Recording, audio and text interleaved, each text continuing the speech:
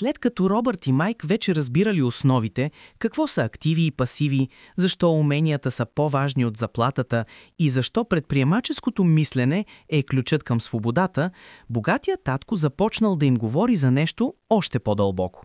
Той казал: истината е, че повечето хора знаят какво трябва да направят, но малцина го правят. Не знанието е проблема, а препятствията вътре в човека. Финансовата грамотност е важна, но още по-важна е психологическата грамотност.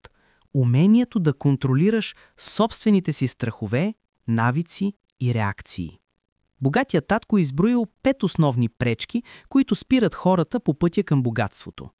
Първата пречка била страхът. Страхът от загуба, провал, подигравки, промяна. Богатият татко говорил честно: аз още се страхувам понякога, но разликата е, че не позволявам на страха да ме спре. Повечето хора остават бедни не защото нямат шанс, а защото ги е страх да опитат. Страх ги е да купят първият си актив, страх ги е да започнат бизнес, страх ги е да инвестират. Интересното е, че богатият татко не насърчавал безстрашие, а съзнателно действие въпреки страха. Той казвал: коражът не означава да не се страхуваш. Означава да действаш въпреки страха. Това бил първият истински урок по емоционална сила. Втората пречка бил цинизмът. Онзи вътрешен глас, който казва: това няма да стане. Ами ако се проваля? Ами ако всичко е измама? И още по-лошият външен глас. Приятели, колеги, роднини, които се подиграват на идеи. Те самите се страхуват, затова пречат и на другите. Богатият татко казвал: ако слушаш мнението на хора, които не разбират от пари, ще имаш техните резултати. Цинизмът е враг на действието. Той убива мечтите тихо, постепенно, докато човек не повярва, че е по-добре да не рискува. Третата пречка е мързелът. Но не в класическия смисъл. Не става дума за лежане на дивара, става дума за приоритети. Богатият татко казвал: хората не са мързеви. Те просто са заети с неща, които не ги приближават към свободата. Много хора казват, че нямат време да се учат за финанси, но винаги имат време за телевизия, социални мрежи, сериали или безсмислени покупки. Той учил момчетата да правят разлика между неотложно и важно. Финансовото образование е важно. Сметките са неотложни. Повечето хора живеят само според неотложните неща и затова никога не стигат до важните. Четвъртата пречка били навиците, особено навикът да плащаш на всички други преди себе си. Бедният татко, например, плащал първо сметките, кредитите, данъците и, ако остане нещо, спестявал. Богатият татко учил точно обратното. Плащай първо на себе си. Това не означавало да игнорираш сметките. Означавало да поставяш финансовото си бъдеще на първо място, дори да е малка сума. Когато плащаш първо на себе си, инвестираш, купуваш активи, спестяваш целенасочено, мозъкът ти започва да търси решения как да плати и останалото. Ти ставаш по-инициативен, по-креативен и по-силен. Навиците или те изграждат, или те разрушават. Последната пречка била арогантността. Убеждението, че човек знае достатъчно. Богатият татко казвал: арогантността идва от незнание. Когато си невежд, но не искаш да го признаеш, това е опасно. Много хора губят пари не защото рискуват, а защото мислят, че знаят всичко. Не задават въпроси, не се учат, не търсят съвети. Колкото повече знам, казва богатият татко, толкова повече разбирам колко още трябва да науча. Това смирение е ключово за финансовия успех. След всички тези уроци станало ясно, че пътят към богатството не е осеян с външни врагове. Няма банки, които те спират, няма правителство, което те държи бебен, няма шеф, който определя съдбата ти. Истинските бариери са вътрешни. Страх, съмнение, навици, липса на знания, липса на кураж. И когато човек се научи да управлява себе си, тогава може да управлява и парите. След години обучение при богатия татко, Робърт започнал да разбира, че истинската разлика между бедни, средна класа и богати не се крие само в това колко пари печелят, а в това как мислят за парите. Богатият татко повтарял често една фраза: финансовата интелигентност е това, което правиш след като спечелиш парите. Всеки може да печели пари. Много хора дори печелят добре. Но малцина могат да запазят, умножат и управляват парите си правилно.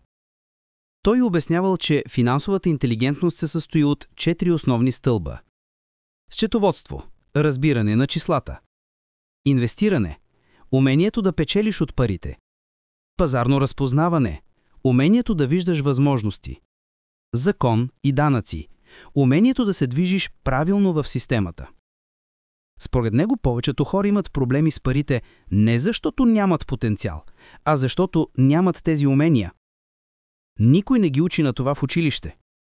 И резултатът е предвидим – сметки, кредити, несигурност, липса на избор. Богатият татко ги учил, че човек, който владее тези 4 елемента, може да превърне дори малко пари в голям капитал. Първият стълб е счетоводство.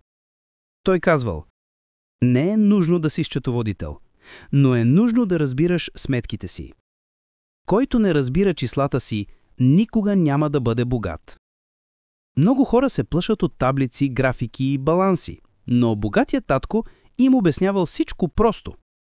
Приходи, разходи, активи, пасиви и най-важното – паричен поток.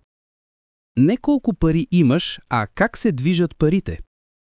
Този поток е животът на финансовата система. Бедните и средната класа купуват пасиви, които източват паричния поток. Богатите купуват активи, които го увеличават. Именно счетоводството разкрива разликата. Вторият стълб беше инвестиране. Богатият татко казвал: пари без инвестиции са като дърво без корени, няма да расте. Инвестирането не е хазарт, не е късмет, не е да оцелиш момент. Това е умение, като да свириш на инструмент. Трябва практика, грешки, учене, дисциплина. Много хора се плашат да инвестират, защото мислят, че могат да загубят. Но богатият татко ги учил така: по-страшно е да не инвестираш. Това е гаранция, че ще работиш цял живот. С времето момчетата научили да различават добрите инвестиции от лошите, да разбират риска и да оценяват възвръщаемостта. Това било умение, което трае цял живот и носи доходи постоянно. Третият стълб бил по-труден за обяснение, но най-ценен. Богатият татко го наричал пазарно разпознаване. Това означавало да можеш да видиш възможности там, където другите виждат проблеми. Например, някой вижда криза, богатият вижда поевтинели активи. Някой вижда съкращения. Богатият вижда шанс за нов бизнес. Някой вижда конкуренция. Богатият вижда празна ниша. Парите се правят, когато разбереш нещо преди останалите, казвал той. Това умение идва с опит, наблюдение, любопитство и смелост. Последният стълб бил най-изненадващо за момчетата – закони и данъци. Богатият татко казвал: бедните плащат най-много данъци, богатите плащат най-малко. Не защото са по-умни, а защото знаят правилата. Той ги учил на фундаментално правило. Богатите използват компании, бизнеси и структури, за да защитават и умножават парите си. Бедните използват личния си труд. Компаниите дават предимства, приспадвания, инвестиции преди данъци, защита от рискове. Личната салария няма такива защити. Колкото по-добре разбираш системата, толкова по-лесно играеш играта.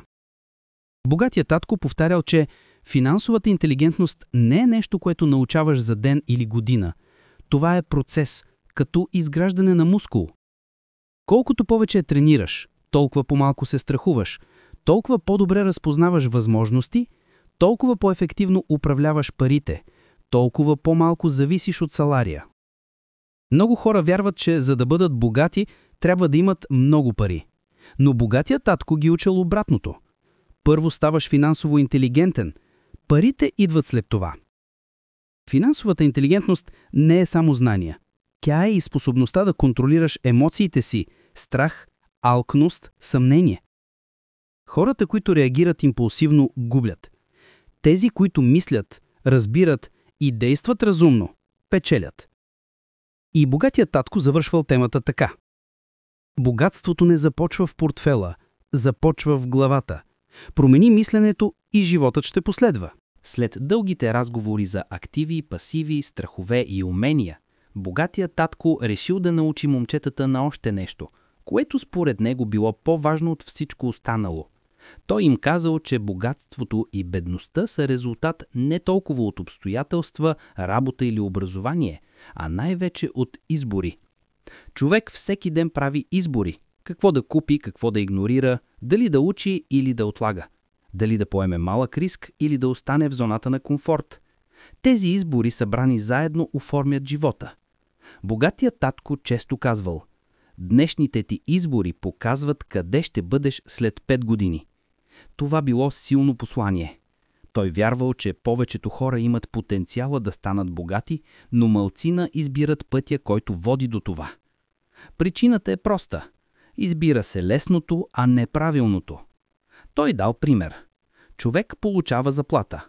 Може да я похарчи за нов телефон, по-голям телевизор или да увеличи стандарта си на живот. Или може да инвестира част от нея в актив, който ще му донесе доход. Първото е лесно, приятно и незабавно. Второто е трудно, изисква дисциплина и няма бърз резултат. И точно тук повечето хора губят играта. Богатият татко учил, че не е нужно да правиш огромни промени. Понякога малките избори имат най-голям ефект. Той казвал: бедните казват, че нямат пари за инвестиране. Богатите казват: как мога да намеря начин? Това е избора, който прави разликата. Избора между ограничено и възможно мислене. Робърт започна да наблюдава как хората около него правят избори почти автоматично, без да се замислят. Пазаруват по навик, работят по навик, харчат по навик, дори мечтаят по навик. И този автоматизъм води до автоматични резултати. Едни и същи, година след година. Богатият татко го наричал живот на автопилот. Той учил момчетата да поставят под въпрос всеки навик, да попитат: помага ли ми това? Или това ме приближава ли към свободата? Ако отговорът бил не, значи е време за промяна. Той казвал: богатите не са по-умни, те просто избират по-различно. Един ден богатият татко им дал упражнение. Помолил ги да си представят 2 врати. Първата е удобна, топла, сигурна. Това е пътя на традицията, стабилната работа, очакванията на обществото. Втората врата е неясна, понякога страшна, но води към възможности. Човек трябва да избере сам. Никой не може да го избута през вратата. Момчетата попитали как да знаят коя врата е правилната. Богатият татко отговорил: правилната врата е тази, която изисква да растеш.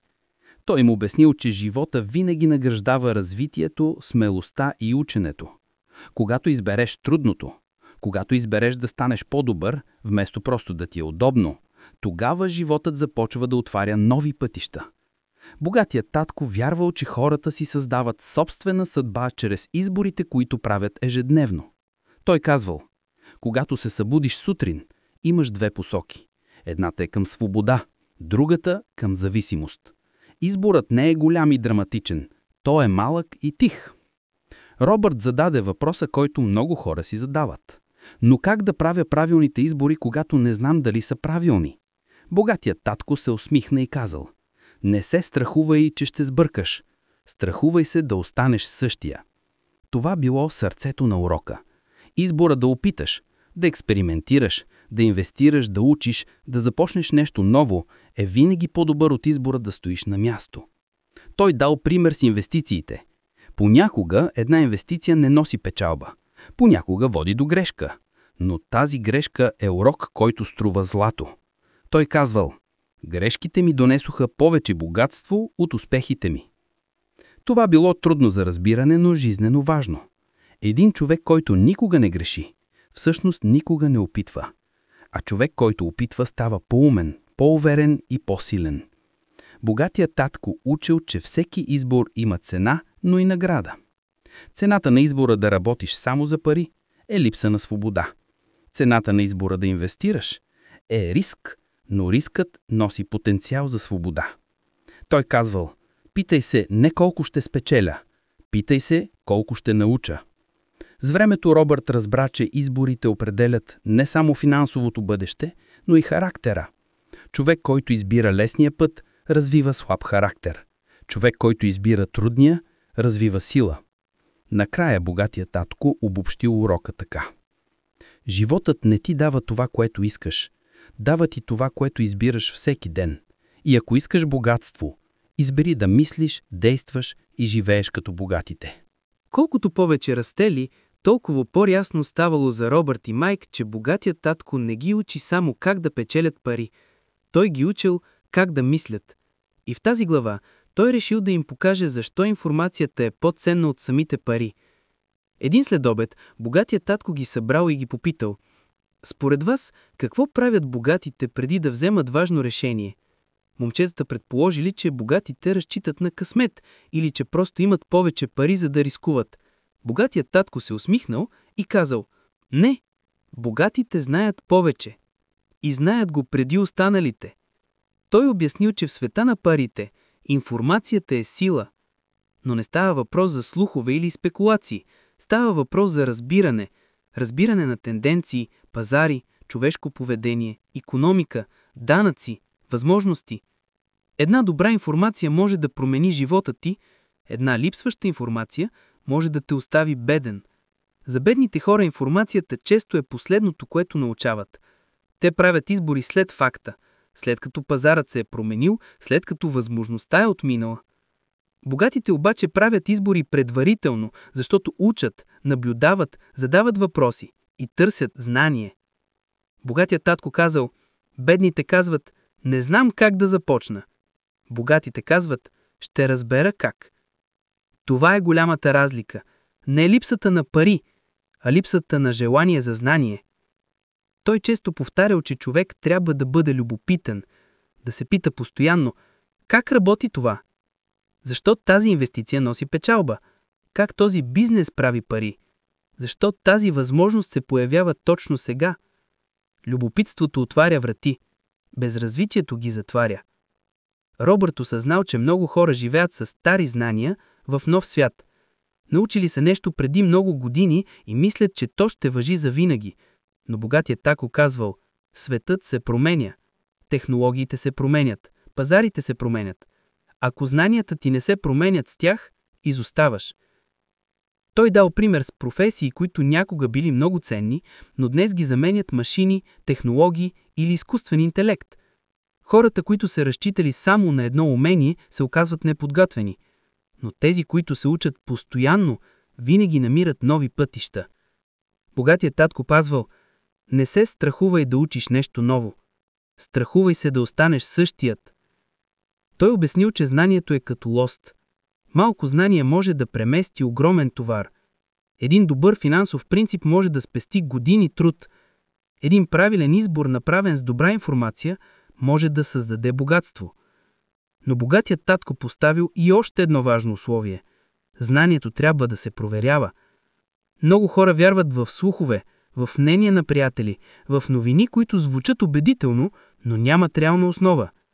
Богатият татко ги предупредил: не вземай финансови решения на база страх или слухове, вземай ги на база факти.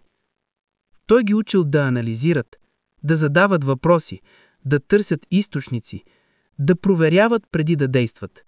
Този подход им дава увереност. Когато разбираш как работи нещо, вече не се страхуваш от него. Страхът идва от незнанието. Робърт забелязал, че бедните хора често казват: това е прекалено сложно. Богатите казват: нека разбера. Една проста промяна в отношението, една огромна промяна в резултатите. Богатият татко им разкрил и друга истина, че знанията не трябва да идват само от книги. Животът сам е най-добрият учител. Той ги насърчава да общуват с хора, които знаят повече от тях, да работят с ментори, да слушат експерти, да наблюдават успешните. Когато си около хора, които мислят по-голямо, и ти започваш да мислиш по-голямо. Той казвал: ако искаш да станеш богат, прекарвай време с хора, които говорят за идеи. Ако прекараш време единствено с хора, които говорят за сметки, ти ще мислиш само за сметки. Това беше напълно вярно. Но най-силният момент в урока бил, когато богатият татко им казал: знанието е най-евтиният актив. Може да го придобиеш почти без пари, но то може да ти донесе най-голямото богатство. Той дал пример с книга, която променя живота на човек. Или с един разговор, който отключва нов път. Или с една лекция, едно изречение, една идея, която обръща посоката на целия човек живот.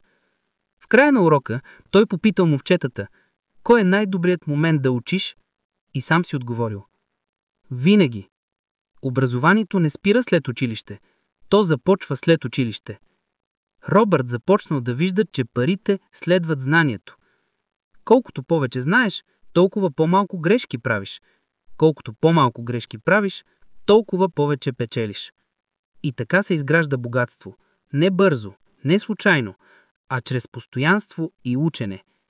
Богатият татко завърши урока така: светът е пълен с възможности. Те са навсякъде около нас, но ги вижда само този, който е научен да ги разпознава.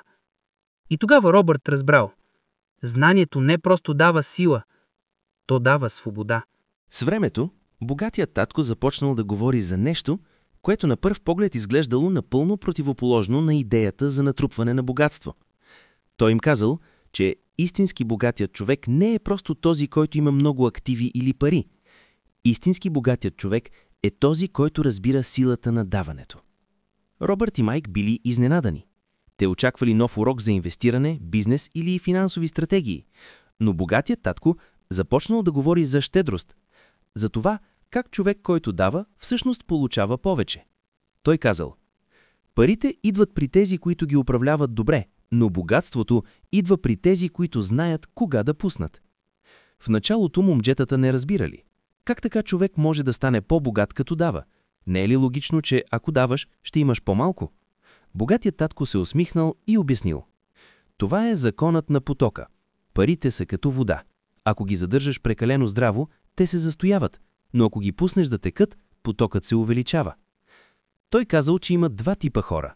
Такива, които вярват в недостига, и такива, които вярват в изобилието.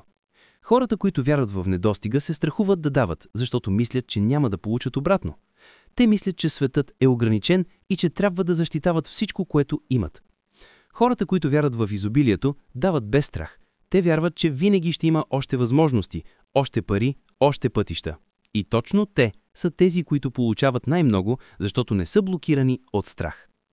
Богатият татко ги учил, че човек трябва да дава по два начина. Първо, чрез знание и опит. Второ, чрез пари и ресурси. Той казвал: когато помагаш на другите да печелят, ти самият печелиш повече. Един пример, който дал, бил от собствената му мрежа от бизнес партньори. Той винаги е бил готов да даде съвет, контакт или малка помощ на човек, който искал да се развива. И с времето това създаде огромна мрежа от хора, които били лоялни, благодарни и готови да върнат жеста. Богатият татко казал: богатството не е игра сам срещу света. Богатството е игра, която печелиш, когато другите също печелят. Много хора не разбират силата на това. Те държат всяко знание само за себе си, страхувайки се, че ако другите го знаят, ще им вземат мястото. Но богатият татко казвал: когато помагаш на другите да растат, и ти растеш. Той ги учил и на друга форма на даване – благотворителността. Но обяснил, че истинската благотворителност не е просто да дадеш пари. Истинската благотворителност е начин на мислене. Тя е избор да създаваш стойност, да помогнеш на някого да се издигне, да повярваш в възможностите, а не в ограниченията. Той казвал: когато дадеш, дори малко, ти казваш на Вселената, че вярваш в изобилието, че не живееш в страх. Робърт го попитал: но как даването помага финансово? Богатият татко отговорил: защото учи ума да мисли широко, а широкият ум винаги намира пътища за печалба. Той обяснил, че хората, които дават, развиват увереност, самочувствие, мрежа от контакти и добра репутация. Те стават хора, на които може да се разчита, хора, които привличат възможности. В бизнеса репутацията струва повече от пари, казвал той. И репутацията се гради с даване, не с задържане. Богатият татко вярвал, че когато даваш, развиваш и още един ключов елемент – благодарността.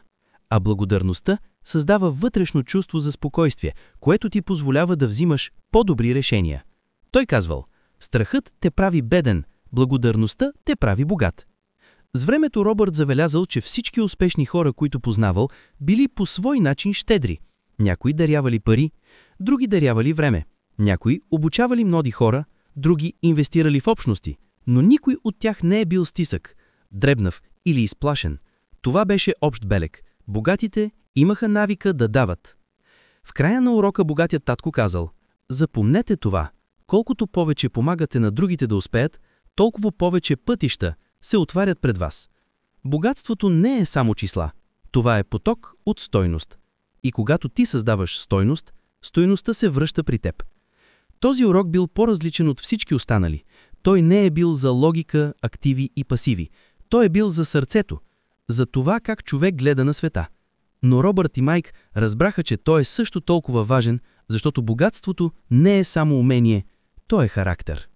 След всички разговори за парите, страховете, уменията, възможностите и мисленето, богатият татко решил да завърши обучението им с най-важният урок от всички. Той ги събрал и казал: момчета, вие вече знаете повече за парите от повечето възрастни. Но това няма значение, ако не действате. Той направил пауза и продължил: светът е пълен с хора, които знаят какво трябва да направят, но почти никой не го прави. Всички знаят, че трябва да спестяват, но не спестяват. Знаят, че трябва да инвестират, но не инвестират. Знаят, че трябва да се учат, но отлагат. Знаят, че трябва да поемат риск, но се страхуват. Той се обърнал към Робърт. Разликата между богатите и бедните не е в знанията. Разликата е в действието.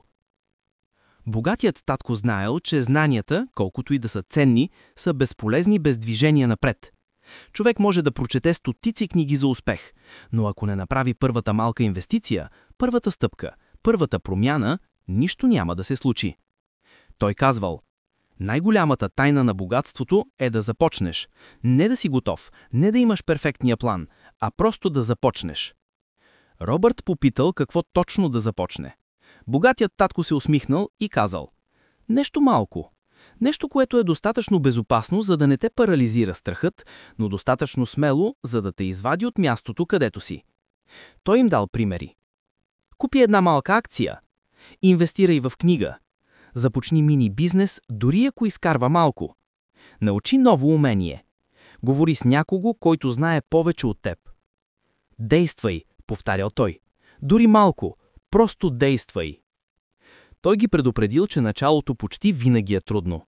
Първата инвестиция може да е неуспешна. Първият бизнес може да не донесе пари. Първата идея може да изглежда смешна, но само тези, които продължат да опитват, стигат до свободата. Не позволявайте страхът да ви върне назад към сигурния път, казвал той. Сигурният път е капан. Богатият татко вярвал, че човек трябва да изгради собствена система за успех, а не да разчита на система, която обслужва някой друг – работата, работодателя, държавата. Той казвал: мечтайте голямо, но започнете малко. Ако чакате идеалният момент, ще чакате завинаги. Робърт разбрал, че богатството не идва внезапно. То е резултат от малки стъпки, направени ежедневно. Стъпки, които водят към по-големи възможности. Богатият татко го научил, че богатството е навик. Навик да мислиш, да действаш, да учиш, да опитваш. В края на урока, богатият татко ги погледнал сериозно и казал: никой няма да направи това вместо вас. Не чакайте да ви дадат разрешение. Не чакайте някой да ви спаси. Изборът е ваш, действието е ваше, свободата е ваша. Той посочи главата на Робърт и добави: ето ти най-големият актив. Използвай го. Тогава Робърт разбрал, че цялото обучение не е било за пари. То е било за свободата. Свободата да избираш, да създаваш, да рискуваш, да живееш живота си така, както ти искаш. И истината е, че богатството започва не с пари, а с решение. Решението да не живееш в страх. Решението да не стоиш на едно място. Решението да бъдеш човек, който действа. Решението да започнеш. Това беше втората и заключителният аудиоразказ на богат татко Берен татко. Ако тези уроци са ти помогнали да видиш света на парите по нов начин, не забравяй, истинската промяна започва тогава, когато ти направиш първата стъпка. Ако видеото ти е било полезно, абонирай се за каналът Аудиоуроци за успех, за да слушаш още книги, които вдъхновяват, образоват и променят. Остави коментар с твоят най-важен урок от книгата. Така помагаш и на други хора да растат. Продължаваме напред. Следващата книга те чака.